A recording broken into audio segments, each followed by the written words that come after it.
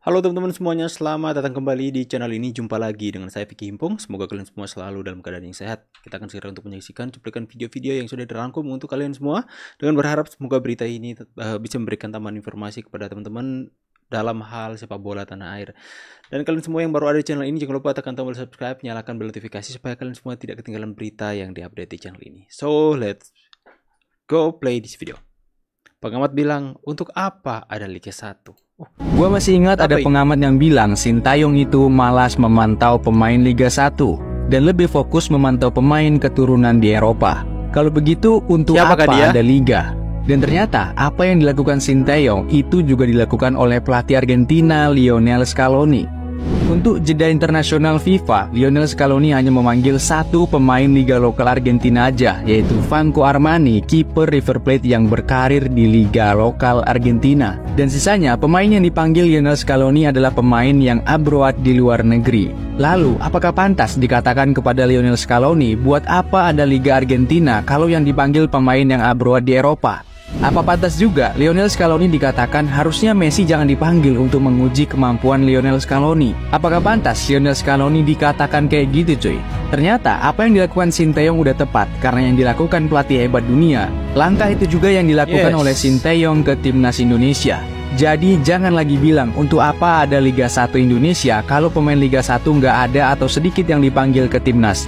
Tapi ubahlah, kalau pemain Liga 1 mau banyak yang dipanggil ke timnas Indonesia, tingkatkan kualitasnya dong. Yes, dengar itu Well, dengar itu M. Tahir, Bung Joy, dengar tuh. Aduh sukanya nyinyir. Kalau kejutan aja lagi di round to Piala Dunia ini masuk round 3 terus kita bersaing untuk ke 1-2 dan lolos langsung Piala Dunia, itu gila. Kita nggak bayangkan di hidup kita sebelum kita. Iya. Kita masih. Itu sesuatu. Makanya kalau kemarin kan KR sempat apa? Si komedian sudah pada juga bahas kan, bola bilang, semuanya. kalau lihat kualitas timnas yang sekarang ini, Piala Dunia itu yang tadinya mustahil. Sekarang kita bisa boleh punya harapan. Iya. Tadinya kita tuh nggak berani tuh punya harapan. Kalau kejutan lagi di round. Iya ya, ini punya harapan besar sih para pecinta sepak bola. Ini berbeda sensasinya dengan timnas yang dulu-dulu ya teman-teman ya. Nah di pertandingan kemarin itu agak ya banyak orang agak takut ya bahwa apakah kita bisa menang lawan Australia. Gue itu siaran di Jaspil sama DPI kalau nggak salah gue bilang atau di di Jas saya juga sama Helmi. Gue bilang kita bisa menang dan gue yakin kita akan menang. Seyakin itu karena berdasarkan match pertama banyak hal yang positif, banyak yang kurang positif. Nah, hal-hal positif ini harus kita tingkatkan. Oke, harus kita tingkatkan dengan ya gue sih sampai detik ini masih nggak ada itunya keraguan terhadap Sintayong. Kalau gue nggak ngerti pergantian pemainnya. Oh ini pembahasan soal Indonesia melawan dengan Australia yang berhasil meraih 3 poin ya, yang di Piala Asia kemarin. Orang sering lupa level kita itu Liga 1. Iya. MU pun harus lebih baik. Dan yang dari Eropa itu tier 2, tier 3. Jadi prestasi udah luar biasa. Luar biasa dan ingat juga lawannya walaupun katanya Korea itu main di Eropa, ini kan bukan seniornya. Ini U23-nya bukan yang levelnya. Ini juga Korea Tarkam. Iya, bukan Korea yang mainnya di tim yang main di RT 9 RW 9 di Seoul. Bukan di apa namanya? Di Ganggang sana lah. Di Gangnam. Jadi bener kan, ini bukan Korea yang mainnya di Eropa segala macam. Ini levelnya Korea juga yang main di banyakan di lokal-lokalnya juga. Jadi menurut gua kita 50-50 match, siapapun yang bisa memanfaatkan peluang, kita bakal menang di sini. Ya. Nah, Coach, line up-nya kira-kira seperti apa, Coach? Benar punya line up nggak, Benar? Oh, nggak punya. Kira-kira bakal kayak ada sama kayak terakhir lawan Jordan. Jordan aja gitu. Fajar Ferrari di kanan itu yang agak sedikit. Semoga mereka berkembang lah. Jadi paham ini pembahasan AFC Asian Cup. Pemain yang punya speed apa yang menjemput Sintayong dulu ah. Sombong banget ah. Yong, adi ya tuh ya. Nah, iya orang di dia ya. Euy, orang di dia. Ya. Orang di dia. Indonesia ni kan tim senior power, under 23 power, takkan under 16 pun power juga. Tapi itulah hakikatnya guys. So Indonesia baru-baru ini mengalahkan Vietnam under 16 sebanyak 5-0. Jadi ramai yang minta aku review sebenarnya, tapi aku agak sibuk sikit dengan video-video Euro. Tapi hari ni dengan esok tak ada game Euro, so kita akan cerita sikit lah pasal Vietnam dimalukan Indonesia sekali lagi. By the way guys, yang belum follow lagi akaun ni, please tekan butang follow. Dah follow? Mantap cuy. So kalau korang tak tahu, baru-baru ni ada Piala Asia Under 16 lah. Okay, yang mana juaranya adalah Australia, naik juara adalah Thailand dan tempat ketiga adalah Indonesia. Indonesia juga adalah juara grup. Okay, juara grup and then pergi ke semifinal tapi kalah. Then untuk penentuan juara ketiga, diorang berlawan dengan Vietnam. Jadi Vietnam ni tahun ni sahaja nampak ni. Piala Asia kalah, World Cup qualifier kalah dan paling latest Under 16 pun kalah. Kalau aku jadi rakyat Vietnam, kalau nama aku Nguyen, malu geram aku dengan Indonesia. Tiap-tiap game bantai Vietnam je kan. Okey, jadi tahniah kepada timnas Indonesia walaupun tempat ketiga. Malaysia tak dapat pergi ke semifinal sebab Malaysia duduk dalam grup maut. Ada Australia semua itulah. Okey, itu saja guys. By the way yang belum follow lagi. Oke teman-teman ya. Jadi memang Vietnam kayaknya bakalan malu ini. Dalam 5 pertandingan terakhir nggak pernah Indonesia menang, nih kan. Ya. Nggak pernah menang melawan Indonesia. Itulah ya kekuatan dari timnas Indonesia kita ya.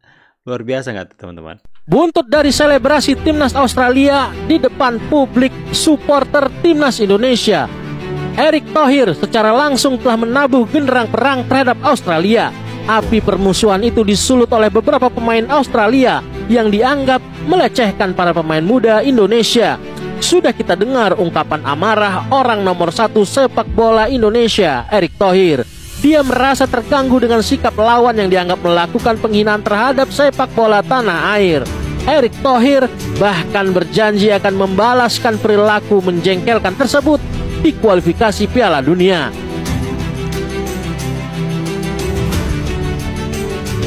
Ex-presiden Inter Milan itu akan segera mempersiapkan tim senior untuk pertarungan yang sebenarnya.